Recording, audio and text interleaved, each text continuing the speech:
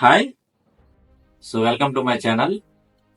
ఈరోజు వచ్చేసి అసలు ఏంటి జనరేటరు, ఏంటి motor.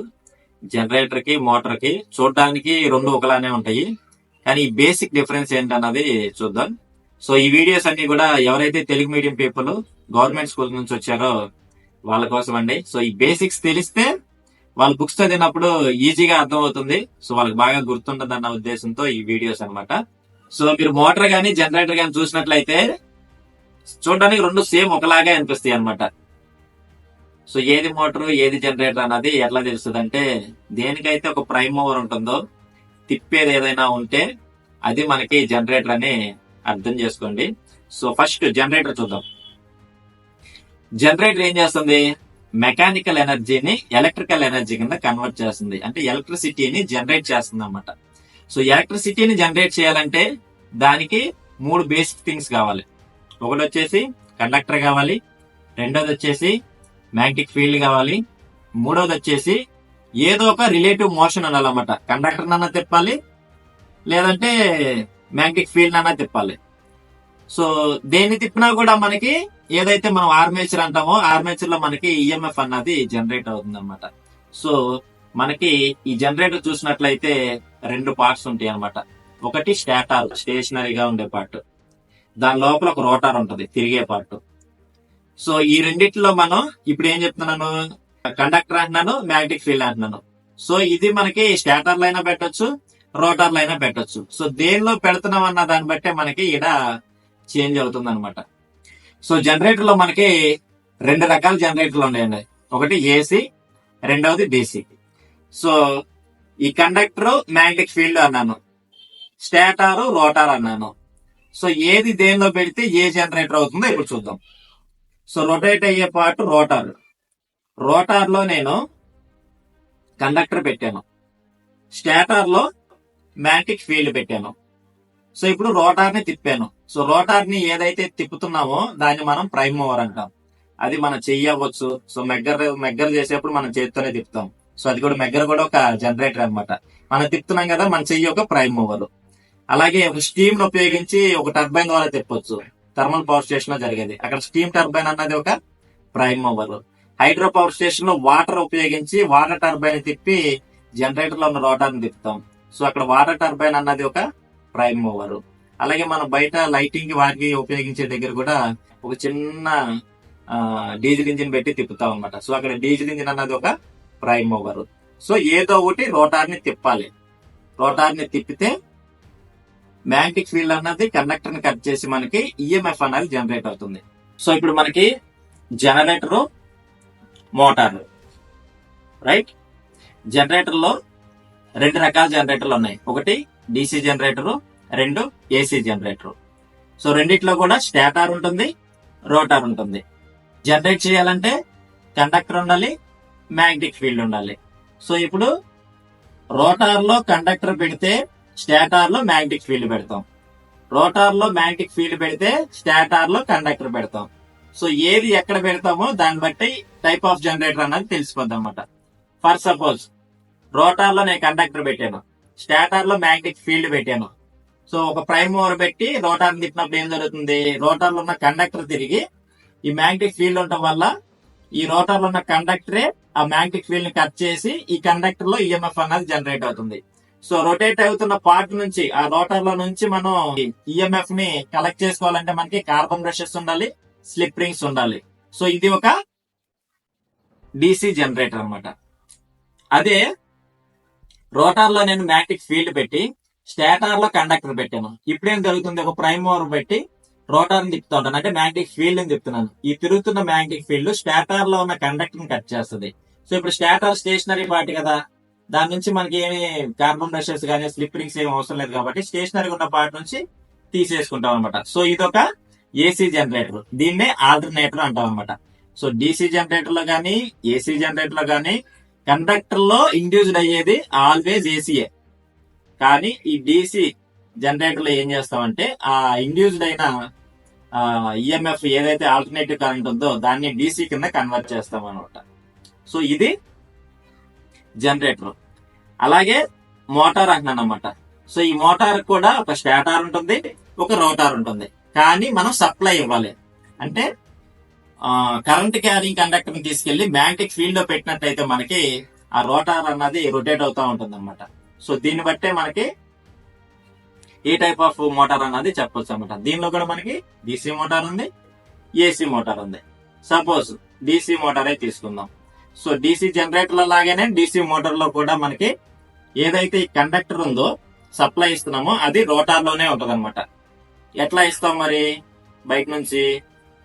Again same carbon brushes, slip rings reverse లో వస్తా ఉంటాం. స్లిప్ రింగ్స్, కార్బన్ బ్రషెస్, దాని ద్వారా రోటార్ లో ఉన్న కండక్టర్ కి మనం సప్లై ఇస్తాం. సప్లై ఇచ్చినప్పుడు ఏం జరుగుతుంది? సో ఈ రోటార్ కి సప్లై ఇచ్చినప్పుడు ఏం జరుగుతుంది? రోటార్ లో ఉన్న కండక్టర్ కి ఎలక్ట్రిసిటీ పాస్ అయ్యి సో దానిలో కరెంట్ అన్నది ఫ్లో అవుతుంది. స్టేటర్ లో ఏం చేస్తాం మనం? మ్యాగ్నెటిక్ ఫీల్డ్ ఇస్తాం. సో ఇప్పుడు నేనేం చెప్పాను motor principle? Whenever current carrying conductor placed in a magnetic field.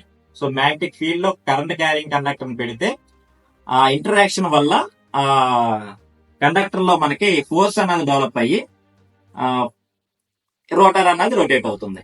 ఈ ఫీల్డ్ అన్నాను కదా, ఈ ఫీల్డ్ అన్నది రోటార్ లో పెట్టినటువంటి ఆర్మేచర్ కి సిరీస్ లో ఇస్తున్నామా, ప్యారలల్ గా ఇస్తున్నామా, లేకపోతే రెండు కాంబినేషన్ లో ఇస్తున్నామా దాన్ని బట్టే ఇదొక సిరీస్ మోటారా, షంట్ మోటారా, లాంగ్ షంట్ మోటారా, షార్ట్ షంట్ మోటారా అన్నది తెలిసిపోతుంది అనమాట. సో ఇది DC motor. Coming to AC motors. AC మోటార్లు ఏంటి అంటే దీనిలో కూడా రెండు రకాలు ఉన్నాయన్నమాట. Asynchronous motors, synchronous motors. దీనిలో కూడా అగైన్ స్టేషనరీ పార్ట్, రొటేట్ అయ్యే పార్ట్, రోటార్, ఈ రెండు ఉంటాయి అనమాట. సపోజ్ ఎసింక్రనస్ మోటార్, దాన్ని మనం ఇండక్షన్ మోటార్ అంటాం. సో ఇండక్షన్ మోటార్ ని తీసుకున్నట్లయితే ఈ సప్లై ఏదైతే ఉందో మనం 3 ఫేజ్ సప్లై తీసుకెళ్లి మన ఈ స్టేటార్ కి ఇస్తా ఉంటాం. స్టేటార్ లో వైండింగ్ ఎలా చేస్తామంటే 120 డిగ్రీస్ ఫేజ్ షిఫ్ట్ తో చేస్తాం అనమాట. సో ఎప్పుడైతే ఈ 3 ఫేజ్ సప్లై ఇస్తామో అదేంటంటే 120 డిగ్రీస్ ఫేజ్ షిఫ్ట్ తో మనకి ఇట్లా తిరుగుతూ ఉంటది అనమాట. రోటార్ తిరిగినట్టుగానే మ్యాగ్నెటిక్ లైన్స్ తిరుగుతూ ఉంటాయి అనమాట. 120 డిగ్రీస్ ఫేజ్ షిఫ్ట్ తో తిరుగుతూ ఉంటాయి. సో రోటార్ లో మనం ఏం చేస్తామంటే కండక్టర్స్ పెట్టేస్తాం. సో దానికి ఏం సప్లై అయ్యామో కండక్టర్స్ పెట్టేసి చివరిలో వెల్డింగ్ గానీ బోల్డ్ గానీ చేసేసి పెట్టేస్తాం. సో ఎప్పుడైతే ఈ రొటేట్ అయ్యే మ్యాగ్నెటిక్ ఫీల్డ్ ఈ రోటార్ లో ఉన్న కండక్టర్ ని కట్ చేస్తుందో దీనిలో కూడా ఈఎంఎఫ్ జనరేట్ అయ్యి దీనిలో కరెంట్ ఫ్లో అయ్యి దీని చుట్టూ కూడా ఓన్ మ్యాగ్నెటిక్ ఫీల్డ్ సెటప్ అవుతుంది అనమాట. సో ఇదేమో మెయిన్ మ్యాగ్నెటిక్ ఫీల్డ్, దీని దగ్గర ఏమో ఇండ్యూస్డ్ అయిన కరెంట్ ఫ్లో అవడం వల్ల దీనిలో ఓన్ మ్యాగ్నెటిక్ ఫీల్డ్ ఉంది. సో ఈ మెయిన్ మ్యాగ్నెటిక్ ఫీల్డ్ కి ఈ లోపల ఇండ్యూస్డ్ అయిన మ్యాగ్నెటిక్ ఫీల్డ్ కి ఇంటరాక్షన్ వల్ల ఈ రోటర్ ఏదైతే ఉందో పుష్ అవుతుంది అనమాట. సో అట్లా ఇది సింగిల్ ఎక్సైటెడ్ మోటార్ అనమాట. ఇది ఏసీ స్క్విరల్ కేజ్ మోటార్. రెండోది వచ్చేసి slip ring motor. Asynchronous motor లోనే స్క్విరల్ కేజ్, స్లిప్ రింగ్ రెండు ఉన్నాయి అనమాట. సో ఈ స్లిప్ రింగ్ మోటార్ ఏంటంటే దీనిలో కూడా అంతే, స్టార్టర్ లో వైండింగ్ చేస్తాం. 3 ఫేజ్ వైండింగ్ చేస్తే రొటేటింగ్ మ్యాగ్నెటిక్ ఫీల్డ్ ప్రొడ్యూస్ అయ్యి ఇక్కడ తిరుగుతా ఉంటది అనమాట. రోటార్ కూడా మనం ఏం చేస్తామంటే దీనిలో కూడా వైండింగ్ చేస్తాం. ఎందుకు వైండింగ్ చేస్తాము అంటే వైండింగ్ చేయడం వల్ల ఉపయోగం ఏంటంటే సో ఈ స్క్విరల్ కేజ్ మోటార్స్ చూసినట్లయితే వాటి స్టార్టింగ్ టార్క్ తక్కువ, కానీ క్రేన్స్ లాంటి వాటికి పెద్ద పెద్ద బరువును లేపాలి కాబట్టి వాటికి ఎక్కువ స్టార్టింగ్ టార్క్ కావాలన్నమాట. సో ఎప్పుడైతే ఈ హై స్టార్టింగ్ టార్క్ కావాలనుకుంటున్నామో అప్పుడు ఈ రోటర్ లో ఏదైతే కండక్టర్ ఉందో దానిలో కొంచెం రెసిస్టెన్స్ కనుక యాడ్ చేసినట్లయితే హై స్టార్టింగ్ టార్క్ వస్తుంది అనమాట. సో దానికోసమే ఎప్పుడైతే ఈ స్క్విరల్ కేజ్ లో చూస్తే మనకి నేనేం చెప్పాను, ఈ కండక్టర్ ఇట్లా బిల్డింగ్ చేయడమో బోల్డ్ చేస్తూ ఉంటది అనమాట. సో ఇట్లా ఆల్రెడీ ఫిక్స్ అయిపోయిన దానికి మనం ఏమన్నా రెసిస్టెన్స్ పెట్టడానికి అవుతుందా? అవ్వదు కదా. సో దానికోసమే రోటర్ లో కూడా నేను వైండింగ్ చేశాను అనుకో, సో బయట నుంచి స్టార్టింగ్ లో మనం రెసిస్టెన్స్ ని అప్లై చేయొచ్చు. స్టార్టింగ్ లో రెసిస్టెన్స్ ని ఇంక్లూడ్ చేస్తే ఏమవుతుంది, హై స్టార్టింగ్ టార్క్ వస్తుంది అనమాట. సో వన్స్ అది లిఫ్ట్ చేసిన తర్వాత మనకి అవసరం లేదు టార్క్, అప్పుడు మనం ఈ రెసిస్టెన్స్ ని కట్ చేస్తాం అనమాట. ఇది స్లిప్ రింగ్ మోటార్స్ లో జరిగేది. నెక్స్ట్ వచ్చేసి సింక్రనస్ మోటార్స్. ఈ సింక్రనస్ మోటార్స్ లో ఏం చేస్తామంటే అది డబుల్ ఎక్సైటెడ్ మోటార్. సో దానికి కూడా అంతే, స్టార్టర్ ఉంటుంది, సప్లై అవ్వగానే రొటేటింగ్ మ్యాగ్నెటిక్ ఫీల్డ్ ప్రొడ్యూస్ అవుతుంది. సో రోటార్ ఉంటుంది, రోటార్ లో కూడా మనం ఎక్సైటేషన్ ఇస్తాం అనమాట. డీసీ ఎక్సైటేషన్ ఇష్టం వల్ల ఏమవుతుందంటే దానిలో పోల్స్ ఫామ్ అవుతాయి. సో ఇది రోటార్ అనుకుంటాం, ఇది స్టార్టర్ అనుకుంటే రొటేటింగ్ మ్యాగ్నెటిక్ ఫీల్డ్ ప్రొడ్యూస్ అవుతుంది. ఇది రోటార్ అనుకుంటే రోటార్ కి డీసీ సప్లై ఇస్తే పోల్స్ ఫామ్ అవుతాయి. సో దీనిలో ఉన్న పోల్స్ ఒకనొక స్టేజ్ లో ఇట్లా తిరుగుతా ఉన్నప్పుడు ఇట్లా మ్యాగ్నెటిక్ లాక్ అయిపోతాయి అనమాట. సో సో మ్యాగ్నెటిక్ లాక్ అయిపోయి ఒకే దగ్గర తిరుగుతాయి అన్నమాట. ఇట్లా ఇట్లా ఇట్లా. ఇది రోటర్ కదా, స్టాటర్ కదా, ఇట్లా తిరుగుతూ ఉంటాయి అన్నమాట. సో నువ్వు లోడ్ వేసినా కూడా ఈ మ్యాగ్నెటిక్ లాకింగ్ వల్ల సపోజ్ ఇట్లా మనకి అర్థమయ్యేది పెట్టుకోవాలంటే ఇది స్టాటర్ ఇది రోటర్ అనుకుంటే ఇట్లా రెండు లాక్ అయిపోతాయి. సో ఒకటే స్పీడ్ గా తిరుగుతూ ఉంటాయి అన్నమాట. కానీ ఇండక్షన్ మోటార్ దగ్గరికి వచ్చేసరికి ఇది రోటర్ అనుకుంటే ఇది స్టాటర్ అనుకుంటే ఇట్లా ఇది 1500తో తిరుగుతుంటే ఇది 1450తో తిరుగుతుంది అనమాట. ఇట్లా తిరుగుతూ ఉంటది అనమాట. ఇది ఇండక్షన్ మోటార్స్ లో.